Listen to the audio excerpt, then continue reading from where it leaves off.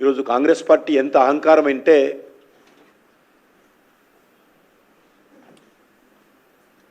Congress party యువ నాయకుడు రాహుల్ బాబాకు అత్యంత సన్నిహితుడు అడ్వైజర్ శ్యామ్ పిట్రోడా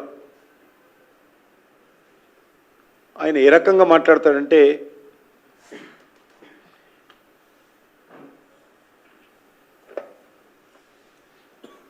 ఈస్ట్ ప్రాంతంలో ఉన్నటువంటి ఇండియన్స్ అంతా కూడా చైనా వాళ్ళట, వెస్ట్ ప్రాంతంలో ఉన్నటువంటి వాళ్ళంతా కూడా అరబ్బుల్లాగా ఉంటారట, నార్త్ ప్రాంతం వాళ్ళంతా కూడా ఆంగ్లేయులుగా ఉంటారట, మనం సౌత్ ఇండియా వాళ్ళమంట మనం ఆఫ్రికన్ లాగా ఉంటామట. ఏమైనా తల తోక ఉందని అడుగుతా ఉన్నాను. ఇంకా చాలా రకాలు ఉన్నారు ఈ దేశంలో, అనేక రకాల భాషలు, ఆలోచన విధానాలు, విభిన్నమైనటువంటి జీవన విధానాలు కలిపే ఈరోజు భారతదేశం అంటాం. దీన్ని మీరు ఆఫ్రికన్స్గా ఒక దిక్కు, తెల్ల జాతిగా ఒకరిని, చైనా జాతిగా ఒకరిని, మరి ఇస్లామిక్ అరబ్బులుగా ఒకరిని విభజించడం అనేటువంటిది శరీర రంగు ఆధారంగా తక్కువ చేసి మాట్లాడడం అనేటువంటిది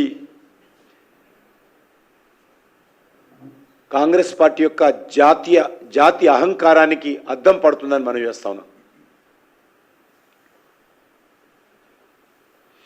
దేశ ప్రజల పట్ల కాంగ్రెస్ పార్టీ యొక్క దురహంకారమైనటువంటి వైఖరికి అద్దం పడుతుంది. మనకు తెలుసు, గతంలో కూడా కాంగ్రెస్ పార్టీ నాయకులు ఈ దేశ ప్రధానమంత్రిని చూడకుండా ఆయన కులం గురించి మాట్లాడారు. నీచ్ అంటే తక్కువ జాతి కులం అని మాట్లాడారు కాంగ్రెస్ పార్టీ నాయకులు ప్రధానమంత్రిని పట్టుకొని. మొదటి నుంచి అలవాటు వీళ్ళకు.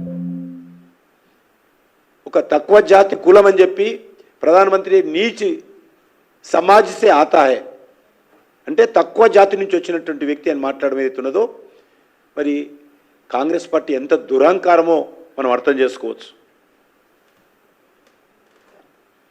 ప్రధానమంత్రిని పట్టుకొని మౌత్కా సౌదాగర్ ఎన్ని మాటలు అనలేదు వీళ్ళు.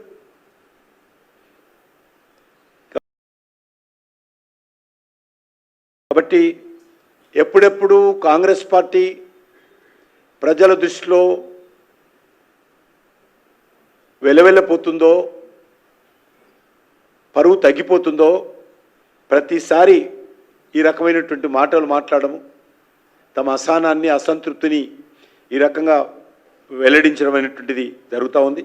మన మోడీ గారికి ఎందుకు ఓటేయాలో అడిగి తెలుసుకుందాం. Digital India, make in India, standup India, startup India, smart city, Vishwakarma Yojana. అసలు కరోనా అప్పుడు ఆయన వ్యాక్సిన్ ఇవ్వకపోతే మనం బతికే వాళ్ళమా? 500 ఏండ్ల భారతీయుల కల నెరవేర్చిన నరేంద్ర మోదీకి 10 ఏళ్ల సంధి రోజుకి 20 గంటలు కష్టపడి పనిచేస్తురే. దేశమంతటా హైవేలు, వందే భారత్ రైళ్లు, పాఠశాలలు, ఆర్టికల్ 370 రద్దు, ట్రిపుల్ తలాక్ రద్దు, సర్జికల్ స్ట్రైక్ లాంటి కఠినమైన నిర్ణయాలు. మోడీ గారు ఇదంతా ఒక ట్రైలర్ మాత్రమే అంటున్నారు. ఇలా ఎన్నో అద్భుతమైన స్కీములు తీసుకొచ్చిన మన మోడీ గారిని ఎలా వదులుకోగలం? కమలం గుర్తుకే ఓటేద్దాం, బీజేపీని గెలిపిద్దాం.